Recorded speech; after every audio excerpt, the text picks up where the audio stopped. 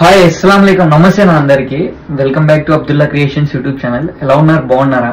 ఈరోజు మన టాపిక్ వచ్చేసి కొత్తగా కువైట్కి వచ్చే వాళ్ళకి శాలరీ ఎంత ఇస్తారు ఏంటి, అదే లేదా వేరే దేశాలకు పోయి మన కువైట్కి వస్తే వాళ్ళకి ఎంత ఇస్తారు, అదే విధంగా కువైట్ నుండి ఇండియాకి వెళ్ళి ఒక 2-3 ఇయర్స్ ఇండియాలో ఉండి మళ్ళీ రిటర్న్ డ్రైవర్స్ కి ఎంత ఇస్తారు అనేది ఈ వీడియోలో అయితే మాట్లాడుకుందాం. ఇప్పుడు చూసుకున్నట్లయితే కొత్త డ్రైవర్లకి వాళ్ళ శాలరీ వచ్చేసి 90 దినార్ల నుండి 120 దినార్ల వరకు వీళ్ళు మనకి ఇస్తారన్నమాట. అంటే 90 దినార్లు అంటే బేసిక్ గా మనకు 100 దినార్లు తీసుకున్నట్లయితే 27,000 వస్తుంది. అదే 90 దినార్లు తీసుకున్నట్లయితే మనకి 24,000 23,000 కాడికి మనకి వస్తుంది అన్నమాట. అంటే మన బేసిక్ ఇండియా రూపీస్ లో మనం కన్వర్ట్ చేసుకున్నట్లయితే కొత్త డ్రైవర్లకి 90 దినార్లు అంటే 23,000, అదే విధంగా 100 దినార్లు అంటే 25,000 26,000 చిల్లర వస్తుంది.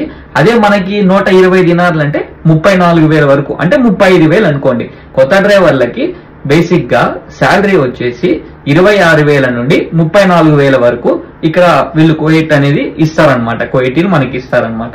అదే ఒకవేళ మీరు ఇండియాకి వెళ్ళిపోయి ఒక 4-5 సంవత్సరాల తర్వాత ఇండియాలోనే ఉండి మళ్ళీ రిటర్న్ డ్రైవర్లు అయితే, అంటే కువైట్ కి మళ్ళీ రిటర్న్ గా రావాలి అనుకుంటే వాళ్ళకి శాలరీ ఎలా ఉంటుందంటే వాళ్ళ ఎక్స్పీరియన్స్ ని బట్టి కొంతమంది ఏం చేస్తారంటే కొంతమంది 130 దినార్లకు వస్తారు, కొంతమంది 150 దినార్లకు వస్తారు, ఇంకా కొంతమంది 180 దినార్లకు వచ్చే వాళ్ళు కూడా ఉన్నారు. అంటే ఇక్కడ బేసిక్ ఏంటి అంటే ఆ ఇల్లు మంచిదైతే, కఫీలు మంచిదైతే మనకి 150 దినార్లు 160 దినార్ల వరకు రిటర్న్ డ్రైవర్ కి ఇచ్చే అవకాశం కూడా ఉంటుంది. అంటే రిటర్న్ డ్రైవర్ ఎలా అంటే ప్రతి కువైట్ గురించి అరబ్బీ వస్తుంది, దాని తర్వాత ఏంటి కార్ ఎలా తోలాలి ఏంటి మొత్తం డీటెయిల్స్ తెలిసి ఉంటాయి. ఇంకా మనకి ఇంట్లో ఏమేం పనులు చేయాలా, స్కూల్ డ్యూటీలు చేయాలా, ఏం పనులు చేయాలా, అన్ని డ్యూటీలు మా డ్రైవర్ చూసుకుంటాడు. కాబట్టి ఈ 3 పాయింట్లు, ఒకటి అరబ్బీ వస్తుంది, ఇంకోటి డ్రైవింగ్ వస్తుంది, ఇంకోటి ఏమేం పనులు చేయాలా మొత్తం తెలిసి ఉంటుంది. కాబట్టి వాళ్ళకి 150 దినార్ల నుండి 170 దినార్ల మధ్యలో అయితే వాళ్ళకి శాలరీ ఇస్తారనమాట.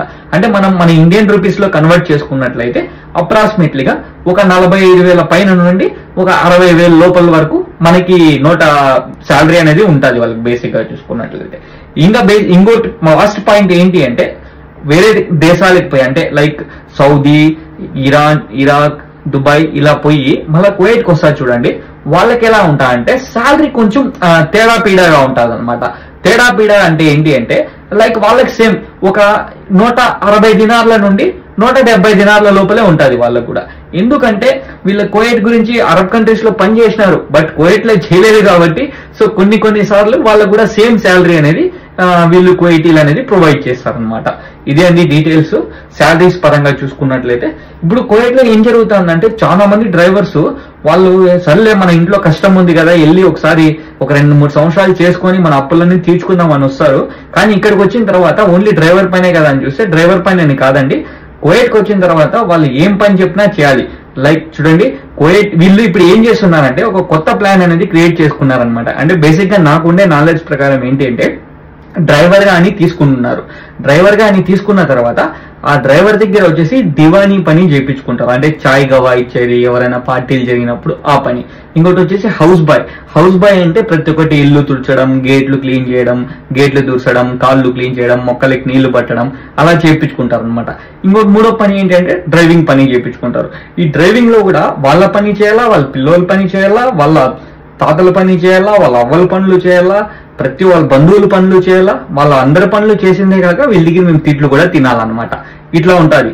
సో దయచేసి ఎవరైనా డ్రైవర్ అంటే డ్రైవర్ గానే కాదండి, ప్రతి ఒక్క పని కూడా ఇక్కడ కువైట్కి వచ్చిన తర్వాత చేయాల్సిందే 110%. సో దయచేసి అన్ని తెలుసుకున్న తర్వాతే కువైట్కి వచ్చి పని చేసుకోండి. కువైట్కి వచ్చిన తర్వాత మేము ఉండలేము, మేము వెళ్ళిపోతాం అని చెప్పి ఇంట్లో వాళ్ళు బాధపడతా, మీరు బాధపడతా, వచ్చిన దానికి డబ్బులు వేస్ట్ అయిపోతా, అక్కడ వడ్డీలకి ఇది తెచ్చింటారు.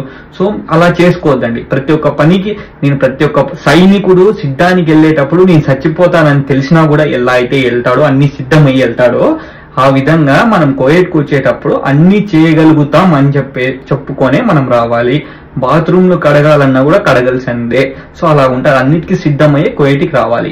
ఇది ఫ్రెండ్స్ మన వీడియో. ఇలాంటి మరిన్ని వీడియోస్ కోసం like, share, subscribe, comment. Abdullah creations. బాబాయ్, అస్సలాము అలైకుం.